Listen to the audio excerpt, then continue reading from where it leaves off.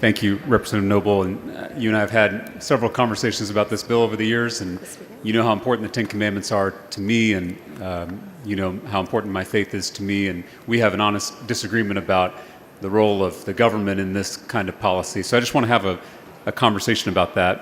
I think you answered this in the first sentence of your layout, but why do you want to require the Ten Commandments in every classroom? Because they are foundational to our American both educational and judicial systems. Do you think the Constitution is foundational to our country?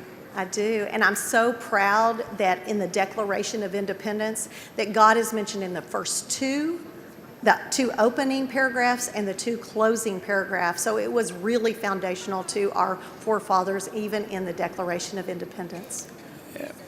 Why doesn't your bill mandate teachers post the Constitution in every classroom instead of the Ten Commandments? That might be a great bill. It's just not this bill. Would you accept an amendment? If you want to write that bill, I would JA it with you, but that is not this bill. Well, we may have the opportunity. Would you accept an amendment to require the Constitution be posted next to the Ten Commandments in every classroom? It actually would blow up the bill because that does not fit under the caption of this bill. I've already checked. It would be germane because the bill is regarding Ten Commandments being displayed in classrooms. Your amendment would be a very different thing, and no, I would not accept that. We would require. But you know what? Next session, if you want to do that, I would be happy to help you with that. We would require that the display of the Ten Commandments just happen next to the Constitution. So certainly germane to the bill. No, it is not. Do you think that the Constitution should be posted next to the Ten Commandments? That has nothing to do with this particular bill. Well, not about your legislation, but do you think those two documents should be posted together? I'm going to stick with the talking points on my bill, if you don't mind. I don't believe that is part of this bill. So is that a no, that you don't want the Constitution posted alongside the Ten Commandments? Please confine your remarks to the subject of the bill. Does the First Amendment to the Constitution forbid the government from establishing a state religion? Thank you for that question. I really do appreciate it. This bill doesn't establish a religion. It honors and informs us about our heritage and the moral clarity that our forefathers held. I just want to ask the question again. Does the First Amendment forbid the government from establishing a state religion? Again, I don't want to get into a whole debate about the Establishment Clause or the Freedom to Worship Clause. That has nothing to do with this. This bill is specifically about our heritage and foundational truths in our education and judicial systems. I promise, Representative Noble, it's not a gotcha question. I was just trying to establish that the First Amendment forbids the government from establishing a state religion. Is that something we can both acknowledge and agree to? I will agree with the fact that we don't want government telling religion what to do. We came very close to that during COVID, and that was a very dangerous precipice. And I agree that is not something we should be doing as a legislature. Let me just do it this way.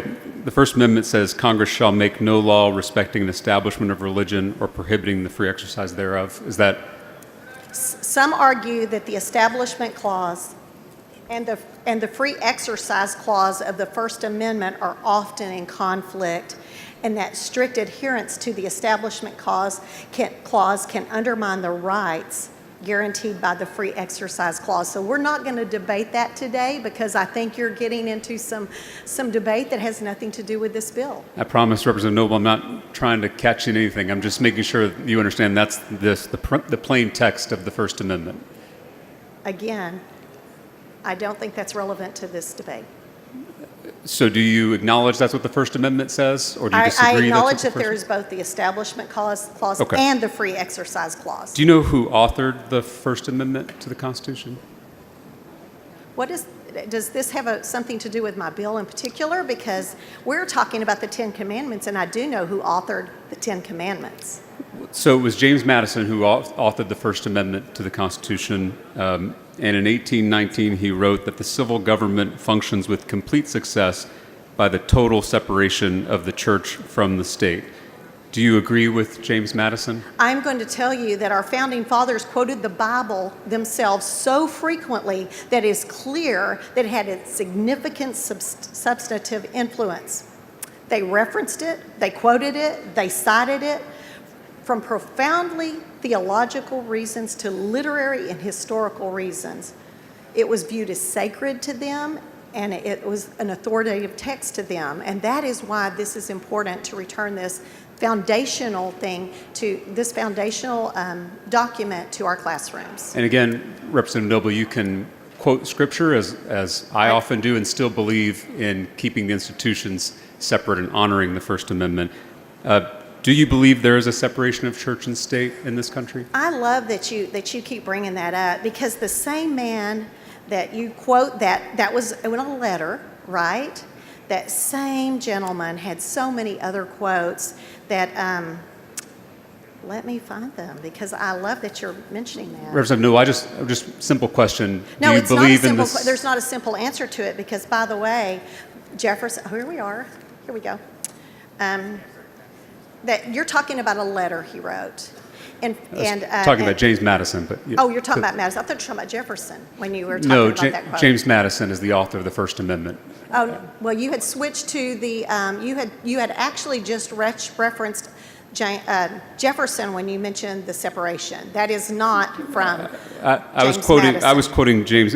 For sure, Thomas Jefferson also talked about the separation of church and state. I'm quoting here James Madison, talking about how the civil government functions with complete success by the total separation of the church from the state. And I was asking if you believe, like James Madison, that there is a separation of church and state. I do not believe James Madison ever said anything about a separation of church and state. You're actually voting Jefferson with that, and that was in a letter he wrote. And I would like to point out that Jefferson also said, and I'll quote Jefferson in a separate letter. This was a letter from Thomas Jefferson to Reverend Samuel Miller, dated January 23rd, 1808. He said, "The power to prescribe any religious exercise must rest with the states." He actually said that, and so if that's where you're going, I want to make it very clear that if you're sticking with Jefferson quotes, I can keep going with those. Again, Representative Noble, I'm quoting James Madison, the author of the First Amendment, in his letter to Robert Walsh, talking about the separation of church and state. And I'm asking you, as the bill author, if you believe there is a separation of church and state. I believe that we as a body should not be telling churches they have to shut down during COVID. I do believe that as members of churches, we absolutely should be involved in government. Do you believe schools are for education, not indoctrination?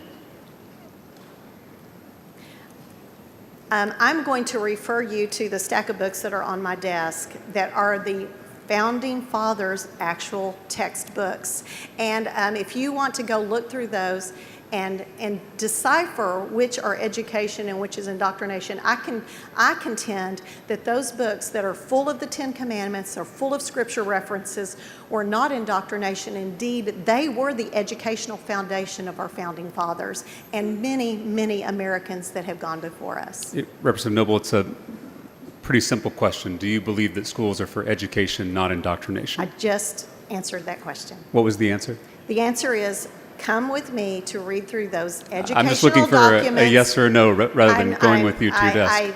I do not believe that telling students what was foundational to our nation is indoctrination in any way. I would agree if you agree as well that schools are for education, not indoctrination.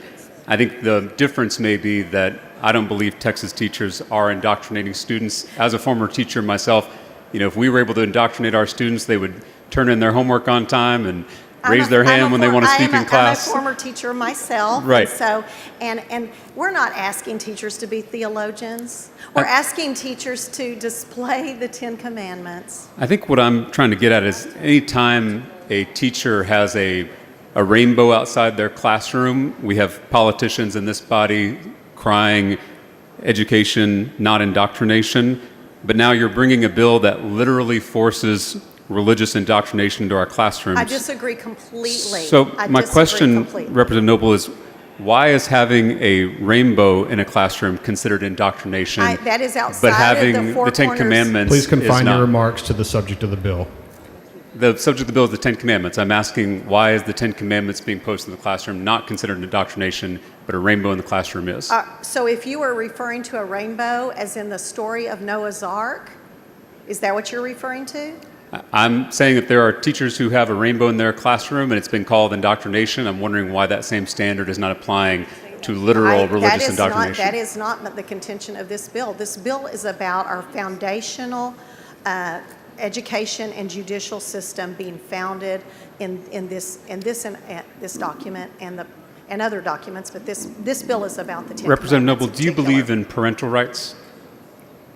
I do believe in parental rights. Do you believe religious instruction for children is the job of parents and pastors or government employees? I do not believe that there is a parent in the world that would not appreciate their child being taught to respect authority, to respect others, to not steal, not kill, not lie, and keep their word.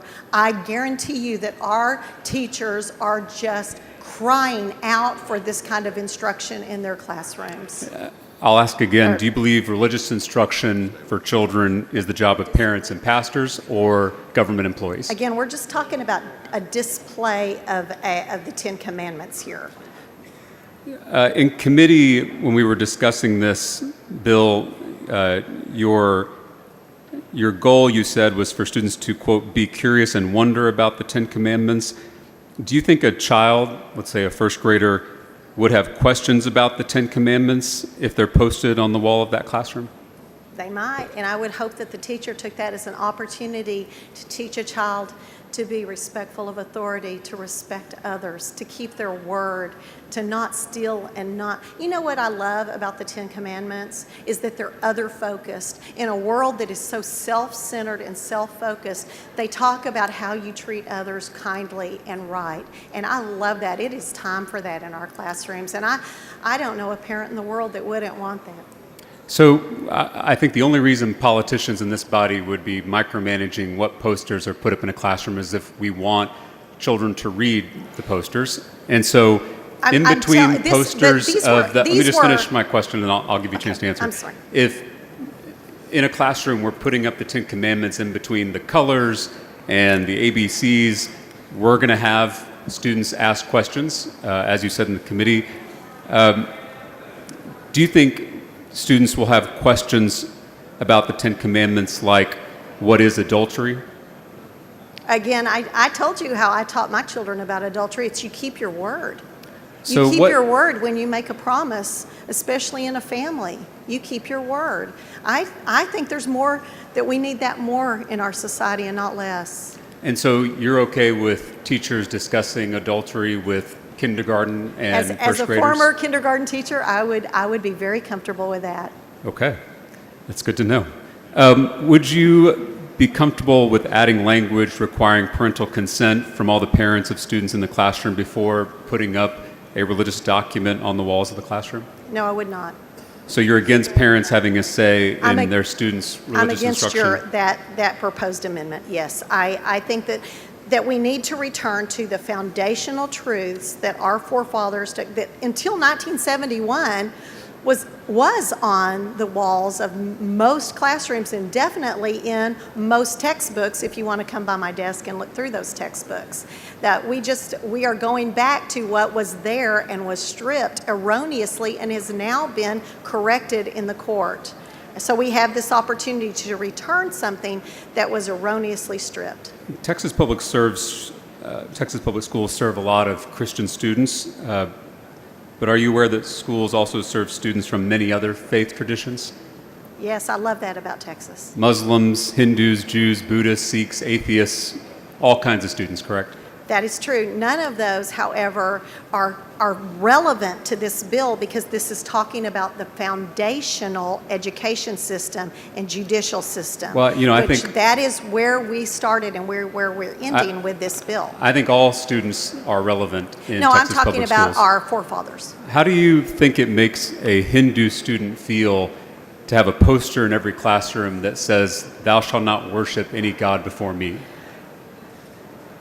Again, if they have come to the United States and they are living here, they're born here, they're citizens, then they would probably enjoy celebrating what made our forefathers so different from every other nation in the world. I consider Hindu students, Jewish students, Muslim students, atheist students, all students to be my neighbor. And you and I are both, as Christians, called to love our neighbors. Absolutely. And It's in the my whole- opinion, forcing our religion down their throats is not love. Mr. Speaker, Mr. Talarico, for what purpose? I raise a point of order against further consideration of Senate Bill 10 under Rule 4, Section 18B, on the grounds that the bill's witness list is inaccurate. Please bring your point of order down front.